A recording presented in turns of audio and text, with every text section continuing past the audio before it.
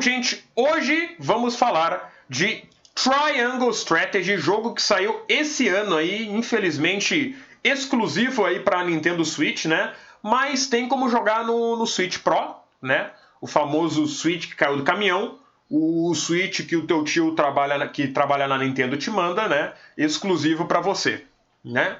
Então você pode jogar por aí, né? Ele não pega muito bem nessa versão do Nintendo Switch, né? Mas dá pro gasto, dá pro gasto. E a gente vai falar da política dele hoje, né? E como tem política esse jogo, gente. Esse jogo tem bastante política e traz bastante críticas bem interessantes. Então, vem comigo que a gente vai conversar sobre elas aí. Primeiro, ele é um jogo tático, né? Ele é bem no estilo do Final Fantasy Tactics, né? Então, quem é viúva aí do Final Fantasy Tactics, levanta a mão. Eu sou viúva do Final Fantasy Tactics. Quem é viúva do Final Fantasy Tactics vai adorar. Esse jogo, ele é tipo... Sabe aquele prato de comida que tu vê a foto e tu fala, nossa, isso aqui é uma delícia, eu vou adorar comer isso. E quando vem o prato de comida, você come, nossa, eu estou adorando comer isso? Triangle Strategy é isso. Você vê o trailer do jogo e você fala, nossa, eu acho que vou gostar desse jogo. E aí você joga e olha que surpresa, eu gostei desse jogo. É assim o Triangle Strategy, né? É um táticos clássico, mas ele ao contrário de alguns jogos táticos, ele se foca bastante em narrativa, sabe? Ele é tipo uma novelinha com combate tático. Ele não é um jogo com combate tático que tem história. Não. Ele é um jogo com história e que tem combate tático, né? Ele tem bem mais história e diálogo do que batalhas. Então, tipo, em 5 horas de jogo, talvez não tantas, 3 horas de jogo, se tu tiver tido 2 batalhas, eu acho que é muita, sabe? Porque tem bastante diálogo, bastante conversa. E ele é bastante inspirado em Game of Thrones. Dá pra ver, assim, a referência clara a Game of Thrones, assim. Tem uma cena que é praticamente copiada e colada. Eu vou ter que mostrar essa cena aqui pra vocês verem como é, tipo... É a cena clássica do Game of Thrones que eles copiam, assim, muito na cara dura. E a política tem um fator central dentro do jogo, né? A gente vai conversar aí sobre como a política é abordada dentro do jogo. E o jogador toma decisões dentro dela, né? Toma decisões, às vezes, difíceis, né? E às vezes não tão difíceis, né? E, infelizmente, né? Alerta de spoilers, né? Eu vou tentar não spoiler muito do jogo. Vai ter alguns spoilers, principalmente dos primeiros capítulos, que é quando começa a treta toda, né? Porque quando o jogo começa, pô, os reinos estão em paz e tal, né? E vocês sabem que não vai continuar em paz o jogo inteiro, né? Você sabe que em algum momento vai dar merda, senão não tinha jogo, né? Então, vou spoiler principalmente essas primeiras partes de como dá merda e de como funciona a estrutura política dos reinos. Mas eu não vou sair contando a história toda, obviamente, né? Então, se você... Pô, quero começar, não quero nada de spoiler, deixa pra assistir depois esse vídeo aqui. Bom, o jogo, ele se passa no continente de Norzalia. É um continente muito fácil de entender como é que funciona, né? Você tem aqui esse reino verde, que é Glenbrook, né? Eu vou falar mais individualmente de cada um dos reinos. Tem o reino que é o reino do deserto, basicamente, que é o estado sagrado de Rysant, ou Rysant, né? E tem o reino do gelo, que é Iceforest. É 3 reinos, não tem que decorar muita coisa, sabe? Pô, tem 500 nomes de país e de locais, não. Esse aqui tem 3, sabe? E tu pode falar o reino dos nobres, o reino do gelo e o reino do deserto. É isso. Ou, como eu vou explicar aqui, é o reino da monarquia, é o reino dos liberal e o reino dos teocrático. Ou seja, os 3, né, poxa, não parecem muito legais, né? Não parecem muito legais. Não são mesmo. E o próprio jogo, o que é interessante, que eu vou falar mais tarde, reconhece que eles não são legais, né? Reconhece que não são exemplos. Então, vamos para o primeiro reino, né? Que é o reino do Glenbrook, né? Que é o reino clássico medieval, né? Tem os plebeus, tem os nobres, né? Tem, sabe, honra, né? A honra de cavaleiro, essas coisas assim, né? Então, ele é o único que não tem nenhum grande recurso para explorar, né? Mas se vocês forem ver aqui no mapa, ele também é o único que corre rios, que tem grama, né? Porque o outro é na neve e o outro é no deserto, então esse aqui tem grama, então tem plantação, favorece comércio, né? Então tem vários rios, enfim, é um reino próspero, né? Por causa do território, né? Ele favorece as trocas de recursos, né? Ele favorece a agricultura e esse tipo de coisa, né? Então ele é meio que um reino mediador, né? A vegetação muda do nada. Aqui tu tem grama, do nada deserto, né? Tá grama de boa, aqui do nada neve, né? Tipo, a neve aqui fica do lado do reino do deserto. Eu adorei isso, né? Porque foda-se, sentido, geografia, não ligamos, né? Então, e esse é o reino mais, digamos assim, mais romantizado, né? Como todo boa história medieval, né? Ele dá aquela romantizada, nossa, né? Reis, cavaleiros, né? Pô, tem intrigas políticas, mas, pô, a honra, né? A honra acima de tudo e tal, né? Então, basicamente isso aí, que é o reino do Glenbrook, e é o reino, né, do personagem principal, né? Então eles têm que dar aquela passada de pano, né? Não pode fazer o personagem principal ser de um lugar que é um cuzão. Tu não vai querer defender um lugar de arrombado, né? Então eles têm que dar essa passadinha de pano, né?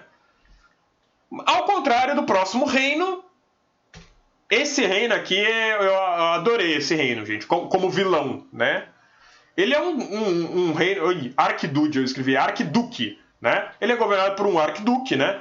Que é um cara que o pessoal fala, não, o Arquiduque, o Gustadolf, que é o nome dele, ele é um entusiasta da liberdade. Pô, como é bom liberdade, meritocracia. Aqui não tem nobres e plebeus. Aqui tem meritocracia. A gente dá as coisas pelos seus méritos, né? E eu vou mostrar mais tarde, né? Que a coisa não é bem assim, né? Não é assim que funciona lá em Esfros, né? E o jogo fala bem como isso funciona, né? O jogo mostra bem como isso funciona, e eu vou falar disso um pouco mais tarde. Tem liberdade, você pode criar os seus partidos lá, né? E você tem liberdade para criar os seus partidos, e o Arquiduque tem a liberdade também para te matar, né? Então, para invadir a tua casa, né? O Arquiduque tem total liberdade para isso, é liberdade para todo mundo, né? A menos que você tenha petróleo. Então, essa piada, né? Pô, é liberdade a menos que você tenha petróleo? Tá nesse jogo, sabe? Esse tipo de coisa. Poxa, então quer dizer que você tem um recurso aí? Poxa, eu tenho que ter a liberdade de te invadir e tomar esse recurso pra mim, né? É exatamente isso que acontece nesse jogo, que a gente vai falar um pouco mais tarde. E é um reino que fica nas montanhas, né? Então o principal recurso dele é o ferro, né? Então esse ferro, né, é um poderio militar, dá um poderio militar, né? Os principais, você vê ali, né, os soldadinhos e tal, eles são chamados de Iron alguma coisa, né? É alguma coisa de ferro, os soldados, porque eles têm ferro, os soldados são de ferro e tem ferro pra caralho, inclusive todo mundo leva ferro nesse jogo também, né? KKK, momento pra você dar risada. E o terceiro reino, né, é o reino sagrado de Rhysand. Eu não coloquei a foto aqui porque tem muita coisa para falar desse reino, né? Mas é um reino do deserto, né? E é um reino teocrático. Basicamente, ó, a deusa do sal, né? É a principal deusa e a gente faz o que ela manda. O principal recurso é o sal, né? E eu quando estava jogando esse jogo, eu não me ligava, assim, de como o sal é importante, né? Porque o pessoal, assim, porque, nossa, eles têm o sal, cara! Eles são os pica, eles têm todo o sal! E eu, tá, mano, é só sal, sabe? O que tem de tão importante? É aí que eu descobri, né? Eu, do alto da minha ignorância, descobri que sal é um recurso importante pra caralho, né? Tanto é que a palavra salário vem de sal, né? Então, antigamente, ainda é, né, obviamente, mas nesse tempo, cara, o sal era importantíssimo, principalmente porque era usado para preservar a comida, né? Então, e era usado para muitas outras coisas, né? Nesse jogo eles usam sal até para criar explosivo, né? Então, o sal era realmente muito, muito importante. E se um reino detém todo o sal, né? Ele realmente tem bastante poder. Eles reverenciam, então, a deusa do sal, né? Basicamente, né? Porque eles têm sal, então o principal recurso deles é o sal, então, obviamente, eles têm que criar a deusa do sal, né? Basicamente. e eles tiram todo esse sal da fonte, que é o lugar de onde sai todo o sal. Basicamente, é uma grande fonte de escavação de sal, no meio da cidade, da capital, né? Eles são governados por 7 santos e pelo Hierofante. E aí é que tu já começa a ver que tem uma coisa estranha, né? Porque só um desses santos, ele pode ver e ouvir o Hierofante. O Hierofante, ele fica atrás, assim, né? O Hierofante é tipo o cara sagrado, é tipo um papa, sabe? Da religião deles. É o papa. Só que ele fica dentro de um lugarzinho que ninguém vê ele e ninguém escuta a voz dele. Só um dos caras, né, que é o chefão dos 7 santos, que pode escutar a voz dele. Aí tu já fica assim, que conveniente, né? Que curioso, né? Tu já fica assim, né? Que coisa. E nesse reino é onde tem muito preconceito contra os Roselli. Essa parte aqui, ela é meio boba, assim, tipo, porque é uma alegoria com o racismo, obviamente, né? E ele é feito de forma meio boba, assim, né? Porque, poxa, o que são os Roselli? São pessoas que têm de cabelo rosa, gente. Aqui, basicamente, se tem preconceito com pessoas de cabelo rosa. Basicamente, você tem preconceito contra e-girls, né? Ele é um reino que ele perpetuou o preconceito como e-girls. E as e-girls e e-boys de cabelo rosa trabalham como escravos, né, na fonte para se redimir dos pecados dos seus antepassados, né? Basicamente, eles trabalham como escravos lá na fonte, retirando todo o sal. E, ó, se vocês continuarem trabalhando, um dia os pecados de vocês serão perdoados, né? É muito difícil ser girl nesse reino. E com a riqueza que eles conquistam pelo sal, eles conseguem, né, que o povo viva em igualdade. Só precisa de duas coisas para essa igualdade acontecer, que é a gente ter escravo, né? Porque, pô, a gente precisa ter escravo, né? Pra gente poder ter, pra sustentar essa igualdade, né? Que no caso são os pessoal de cabelo rosa. E a gente precisa que todo mundo obedeça ao pessoal aqui da igreja, né? Porque se tu for herege, tu tem que ser morto, né? Não pode ser igual, né? Então tem esses pequenos, né? Esses pequenos preceitos aí para ter essa igualdade, né? Então esses são basicamente os 3 reinos, né? E isso tudo está dentro de um contexto político. Isso fala muito, né? Isso é uma coisa muito comum em jogos, né? Pô, a guerra que teve alguns anos atrás, né? Todo jogo não, muito jogo tem isso, sabe? Tu começa num momento de paz que faz uns anos atrás que teve uma guerra, né? E essa paz tá meio bamba, né? Tá meio que as fontes do vídeo do Castanhari, né? Ela tá meio assim, cadê, né? Então, como aconteceu essa guerra, né? Que foi a Guerra do Sal e do Ferro. Raizante, né? Que é o reino lá do deserto, tinha o monopólio do sol e, ó, a gente só dá sal pra quem a gente quiser e aqui, ó, a gente quer 1 trilhão por grama de sal. O quê? 1 trilhão? 2 trilhões! Tá bom, a gente paga, né? Só que, tipo, pô, ninguém fica satisfeito, né?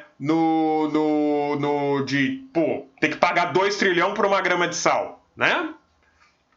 E aí Glenbrook e a Azeroth se uniram pra pôr fim a isso. Pô, ficaram putos, né? Quer saber? Vamos invadir essa porra e tomar o sal, né? Aí os 2 reinos, né? O reino da grama e o reino da neve foram se juntar para assaltar o reino do deserto. Só que eles ficaram cercando ali, né, a cidade, porque a cidade principal de Raizante, ela tem muralhas muito fortes, né, que eles chamam de o escudo da deusa. Então eles ficaram ali fazendo cerco, né, o pessoal ficou se fudendo, as pessoas estavam morrendo e tal.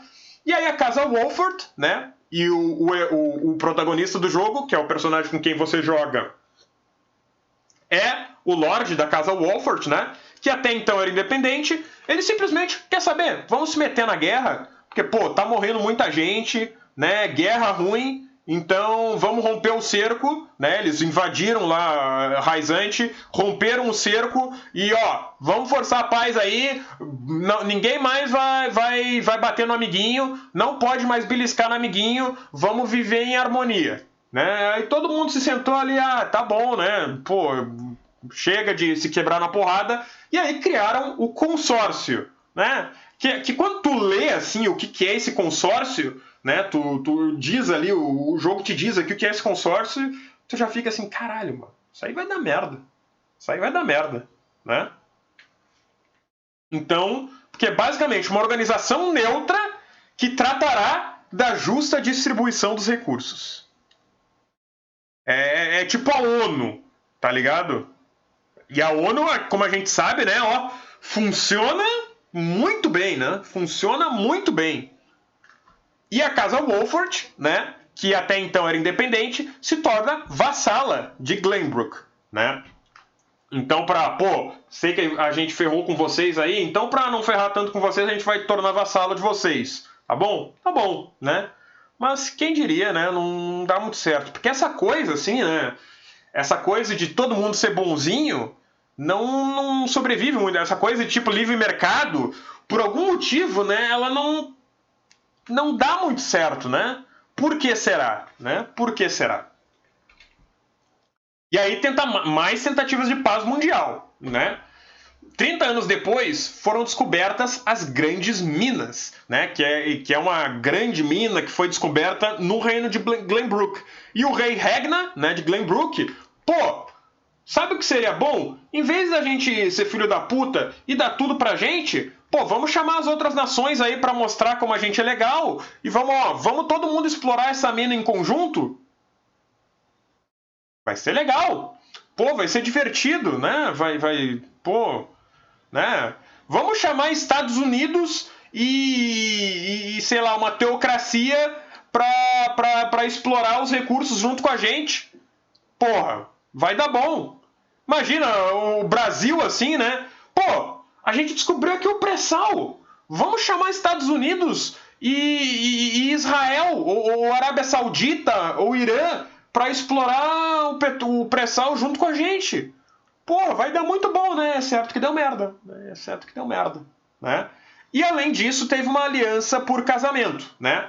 O Serenoa, né, que é o personagem principal, é o personagem que tu controla, é você, ele se casa com a Frederica, que como vocês podem perceber, é uma girl, né? É uma Roselle. Só que ela é uma Roselle que é prima aliás, prima não, meio-irmã do Arquiduque, né? Esse Arquiduque aqui de Azeroth, né? Ela é meio-irmã dele. E ela é descendente de uma revolucionária lá dos Roselle, que libertou boa parte da população lá de Rysant, quando teve essa guerra aqui, né? Também rolou uma revolução dos Roselle, e muitos Roselle fugiram, mas os que sobraram lá continuaram sendo escravizados, né? Então é a camarada Frederica, exatamente. Aliás, Frederica é o nome dela, realmente. É Frederica mesmo. Eu achava que era um nome menos brasileiro, né? Mas não é exatamente, é Frederica o nome dela. E aí eles se casam para simbolizar, assim, essa aliança, né? Que, não deu certo, né? Obviamente. E o casamento, eles já deixam assim de cara que esse casamento não é lá o bicho, né? Porque o Serenoa não é da família real, né? Ele é de uma família vassala da casa real e ela é de um ramo menor da família governante, né? Ela é meio irmã do arquiduque. Ela não é irmã por inteiro do arquiduque e não é filho do arquiduque, né? Então, se eles quisessem fazer uma aliança fodona mesmo, casavam um príncipe ou princesa lá da família real com um príncipe ou princesa do irmão da linhagem pura do arquiduque, né? Mas não foi isso que rolou. Por quê? Porque era pra aliança ser frágil mesmo, né? E aí o começo da merda, né? Porque quem fica responsável por supervisar as minas é o Dragan, que é primo de uma casa menor do arquiduque, né? Ele é primo do arquiduque, de um ramo menor da família. O pai dele caiu em desgraça, eu não lembro exatamente porquê, mas o pai dele colocaram ele num cargo bosta lá porque perderam a confiança nele, e ele tá querendo recuperar, né, o nome da família. E aí ele descobre um recurso precioso nessas minas, que não é o ferro, né, que eu não vou dizer aqui para não spoiler, e no início não revela também pro jogador que recurso é esse. E aí ele manda uma carta assim pro arquiduque, né, diz: ou tu me bota aí de primeiro-ministro, ou eu falo pra Glenbrook aqui desse recurso, hein, porque por enquanto só eu descobri, né? E aí o arquiduque, é? Então tá. Ele assassinou o Dragan, né? Isso acontece logo nos primeiros episódios, o Dragan é assassinado, e ele usa isso como pretexto para iniciar uma guerra e invadir Glenbrook. E aí é que começa a vir a merda. Né? Aí começa a vir a merda. E aí tem essa cena, que é a cena que copia Game of Thrones, assim, na cara dura, né? O Arquiduque, o Gustadolfo, ele invade a capital, né? O pessoal lá tenta resistir, né? Mas ele tem esses soldados aqui que são os soldados do ferro, né? Acharam petróleo, né? Exatamente. E o que eu falei, né? Pô, os Estados Unidos ali, petróleo! Poxa, hein? A gente tem que levar a democracia pra Glenbrook. Temos que levar a democracia pra Glenbrook, pô. Descobriram um recurso ali nas minas. Ops! Temos que levar a democracia pra lá, hein, gente? E aí ele invade Glenbrook, né? Executa o pessoal da família real, né? E esse aqui é o rei Ragnar. E essa cena, gente, é igual à cena de Game of Thrones, né? Da decapitação do Eddard, né? Do Eddard Stark. É igualzinha. Tipo, a filha dele aqui, né? Essa aqui é a Cordélia, que é filha do rei. Igual a Sansa, né? Que ficou lá assistindo a decapitação do pai, né? E aí ele em público lá falando, olha, ó, tão vendo? Esse cara é um filho da puta! Corta a cabeça dele! Basicamente isso. Não, é Ragnar, não é Ragnar o nome dele. Então, essa cena aqui lembra muito, assim, e justamente na hora que vão cortar a cabeça dele, a cena corta, assim, igual no Game of Thrones. Então foi bem Game of Thrones, assim, essa cena. Foi bem inspirada mesmo, dá pra ver bem a inspiração, né? E com o poderio militar deles, né, eles invadem Glenbrook. Tem um membro da família real que consegue escapar, né, que é um cara da tua parte, né? E a casa Wolford, né, que tá resistindo ali ainda, né? E aí ele, né, o Gustadolf, quer se casar com a Cordélia, que é a filha do rei, pra garantir, né? Pô, agora eu sou o governante de Aesfrost, aí eu caso com essa mina aqui e aí os nossos filhos vão governar os dois reinos, né? Pra você ver, né, como esse reino aqui, que é a favor da liberdade, né, é muito legal, né, pô, ter liberdade aí de invadir um reino, né, e tomar tudo pra mim, né, e forçar a mina a ter a liberdade de forçar ela a casar comigo, né, ter a liberdade de tomar o recurso desse reino, né, ter a liberdade de matar geral e tudo mais, né, veio trazer liberdade pro reino. E a guerra também envolve Rysante, né? Porque Rysante não vai ficar olhando isso aí e ficar de boas, né? Mas eu não vou falar como a guerra se desenvolve, né? Porque senão eu vou spoiler o jogo todo, né? Mas é só para mostrar como funcionam as tretas, né? E por que funcionam e por que as tretas acontecem nesse jogo, né? E falar de algumas particularidades políticas. Primeiro, né? Essa crítica à liberdade, né? Com esse conceito vazio de liberdade que tem Aesfrost. E eu gosto muito que o próprio jogo reconhece isso, né? O próprio jogo reconhece essa bobajada de liberdade, né? Então tá aqui a personagem, né? Ela é lá do reino de Aesfrost e fala, ó, o Arquiduque Gustadolf, né? Ele fala aí que age em nome da liberdade e ele tá dando privilégio pros poderosos, né? Ele age em nome da liberdade, mas está invadindo o reino dos outros, está tomando recursos dos outros, né? Então é um conceito bem estadunidense de liberdade. E para mim, assim, o jogo deixa isso muito claro, sabe? O jogo deixa assim quase. Eu não sei se é realmente intencional essa comparação com os Estados Unidos, mas não tem como tu não jogar, ver esse Aesfrost aí e não pensar, porra, mano, isso aí é Estados Unidos total, cara. Pô, é um reino que preza a liberdade, que tem um alto poderio militar e que quando descobre recurso no reino dos outros, ele invade para trazer liberdade para aquele reino. Porra, se isso aí não é Estados Unidos, eu não sei o que é. Porra, tem algo mais Estados Unidos do que isso, né? E além disso, tem a meritocracia, né? A grande meritocracia desse reino. Como falado, né? Pô, aqui não tem nobre plebeu. Aqui você pode ser o que você quiser, né? Você pode ter o cargo que você quiser. É coincidência, talvez, né, que o primeiro-ministro do Arquiduque seja o irmão dele, né? Coincidência. Coincidências acontecem, né, gente? Porra, E é coincidência que o guardião do portão lá mais importante seja tio dele, né? Do guardião do portão do reino. E também é coincidência que o cara que ele enviou para tomar cuidado das minas seja primo dele. Né? Eles mereceram, gente. Se eles conseguiram esses cargos, foi porque eles mereceram. E o próprio jogo, ele faz piada com isso, né? Porque o próprio irmão do Duque fala: tá, irmão, tu fala aí de liberdade, esse papinho, mas a verdade é que as pessoas estão abaixo da gente, mano. Tu fala aí de liberdade, mas tu colocou eu, que sou teu irmão, pra ser primeiro-ministro. E aí? E aí o Gustavo fica: porra, eu te dei uma oportunidade. É muito bom, então, essa maneira assim que o jogo encara esse conceito estadunidense de liberdade e de meritocracia, né? E, né, como eu falei, né, a meritocracia, sendo que os cargos são ocupados por familiares do Arquiduque, a liberdade para explorar, para invadir, para matar, né?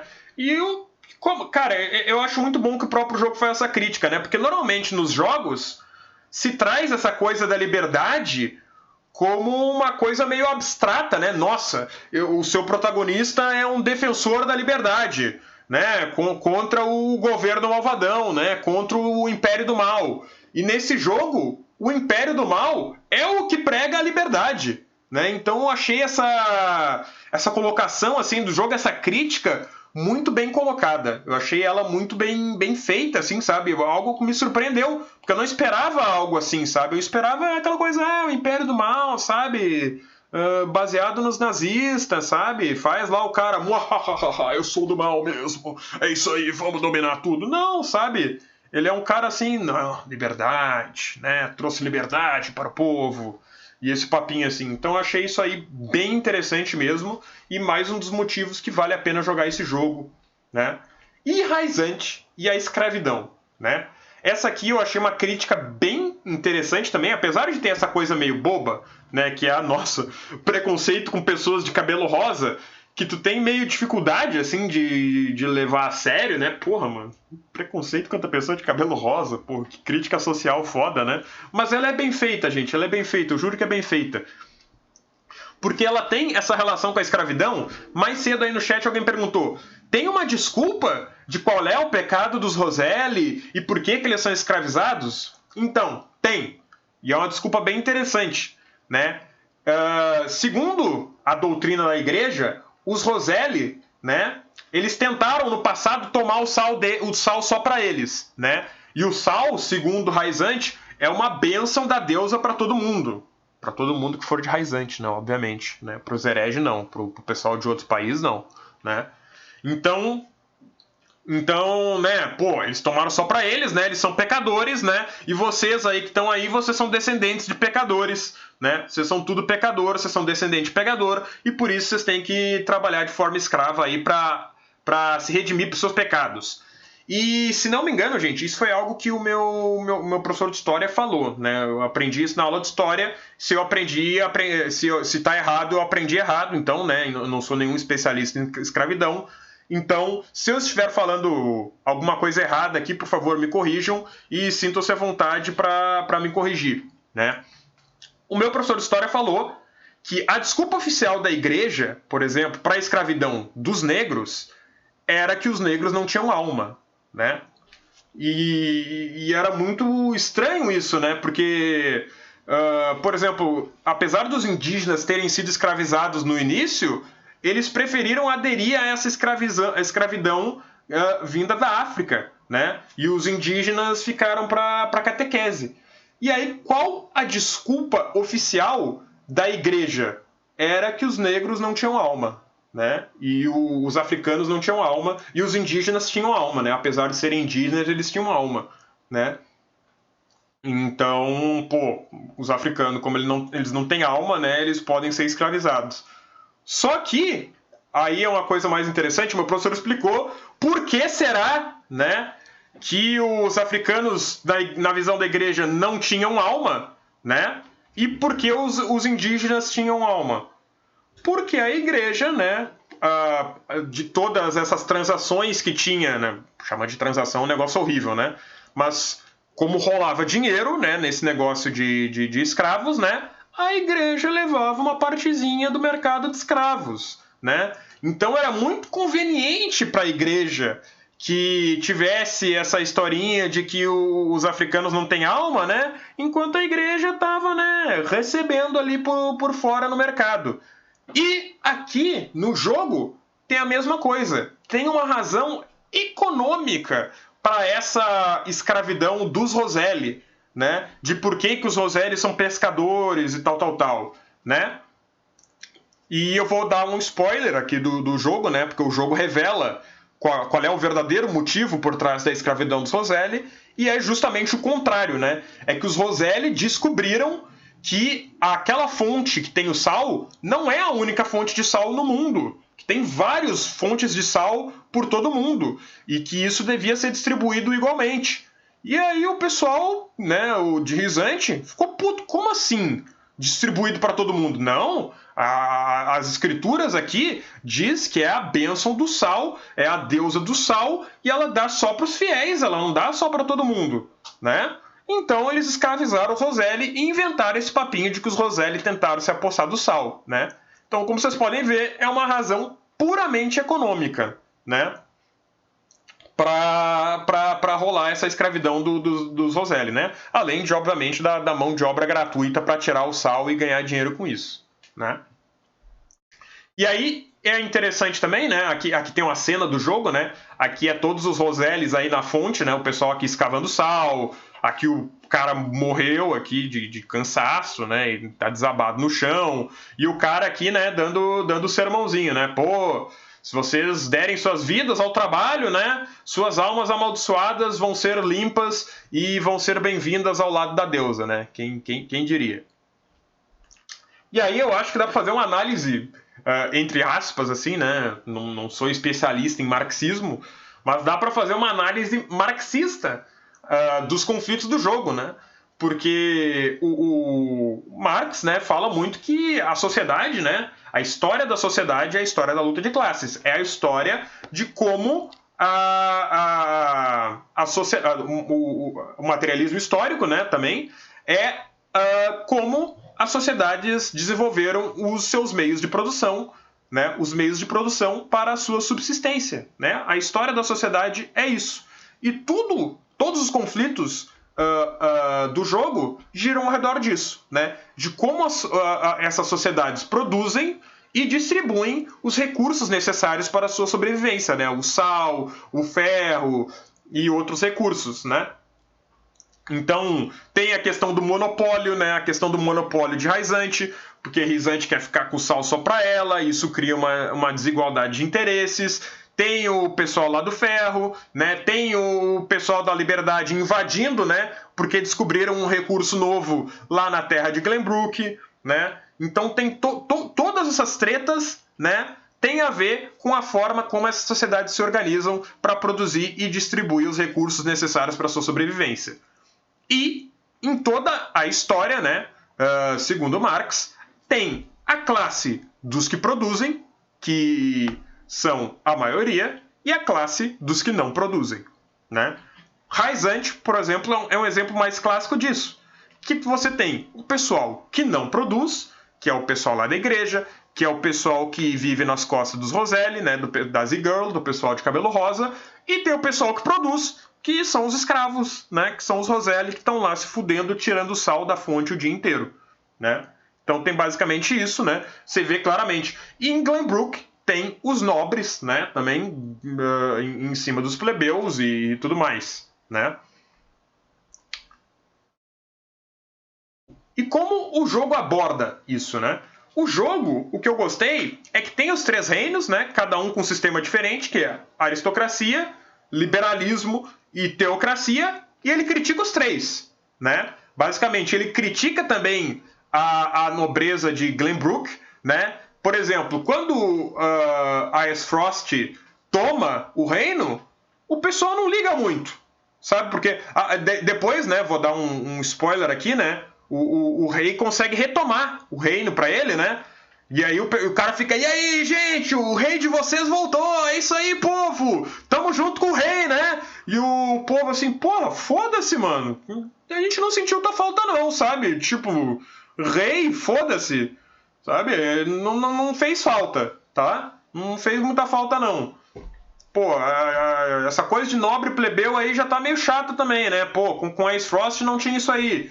E aí o cara fica, porra, mano, tiraram meu reino, agora eu recuperei o reino e o povo não gosta de mim. Por que será, né?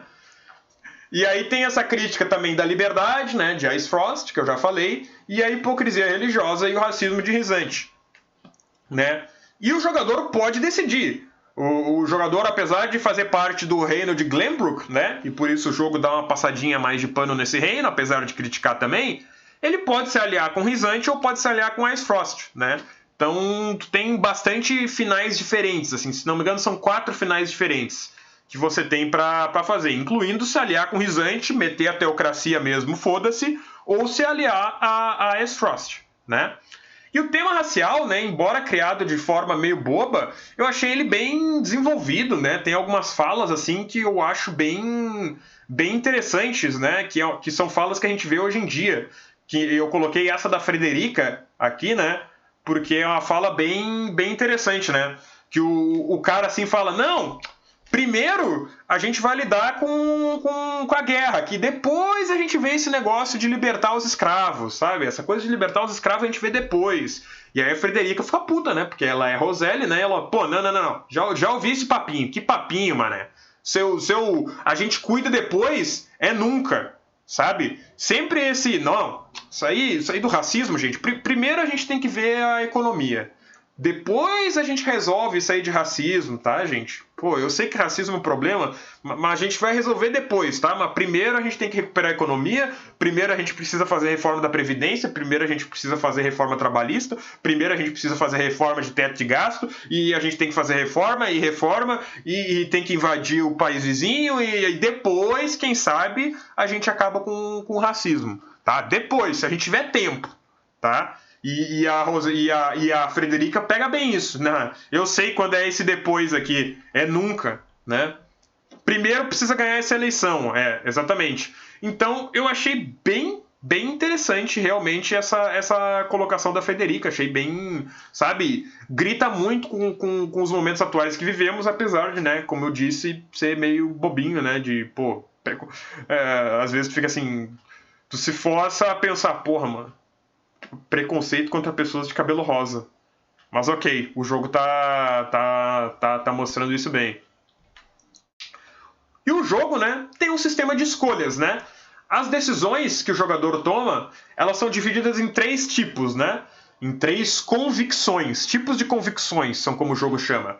Moralidade, liberdade e utilidade, né?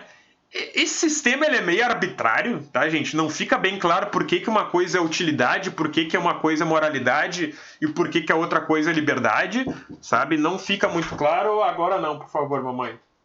Obrigado. É minha mamãe, gente.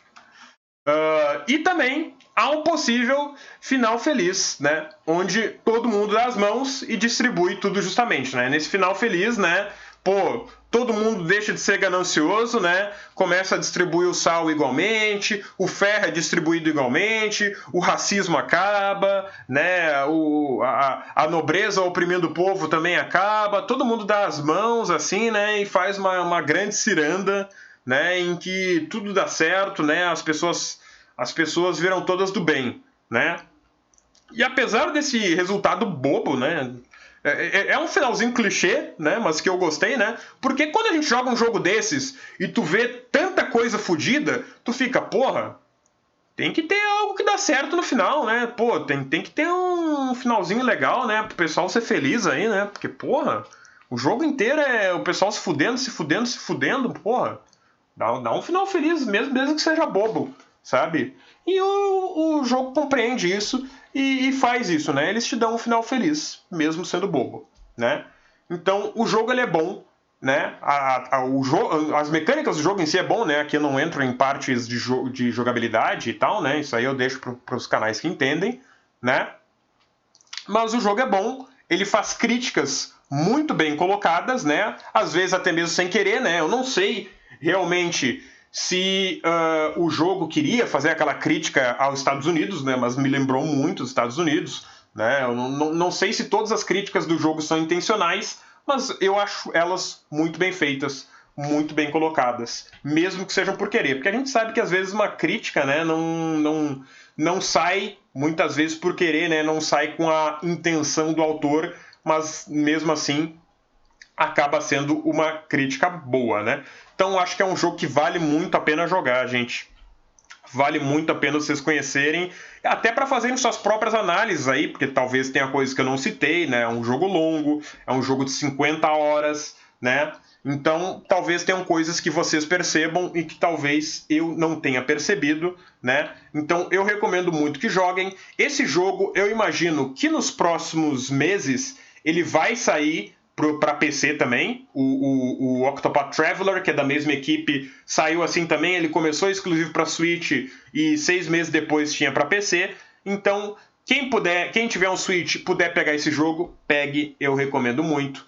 Quem tiver um Switch Pro, né? Quem tiver o Switch recebido do tio, quem tiver um Switch que caiu do caminhão, eu recomendo muito também esse jogo. Se você puder jogar, jogue, né? E quando sair do PC, ou se você puder só quando sair para PC, jogue quando sair para PC, porque ele é muito bom, vale muito a pena e ele tem uma história política muito interessante.